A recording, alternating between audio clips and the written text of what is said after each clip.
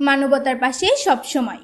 এই প্রতিপাদ্যকে সামনে রেখে বিশ্ব রেড ক্রস ও রেড ক্রিসেন্ট দিবস 2026 উপলক্ষে খুলনা জেলা রেড ক্রিসেন্ট সোসাইটির উদ্যোগে অনুষ্ঠিত হয়েছে আলোচনা সভা ও উদ্বোধনী অনুষ্ঠান।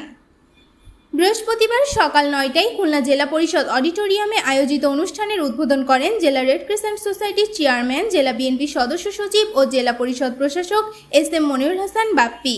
অনুষ্ঠানে বক্তারা মানবিক সেবা, দুর্যোগ মোকাবেলা এবং স্বেচ্ছাসেবকমূলক কর্মকাণ্ডে রেড ক্রিসেন্টের গুরুত্বপূর্ণ ভূমিকা তুলে ধরেন। তারা বলেন, দুর্যোগ ও সংকটময় সময়ে মানুষের পাশে দাঁড়ানোই রেড ক্রিসেন্টের মূল লক্ষ্য। এ সময় সংগঠনের সদস্য, স্বেচ্ছাসেবক এবং বিভিন্ন শ্রেণী পেশার মানুষ অনুষ্ঠানে অংশ নেন। আলোচনা সভায় মানবতার সেবায় আরও সক্রিয়ভাবে কাজ করার প্রত্যয় ব্যক্ত করা হয়।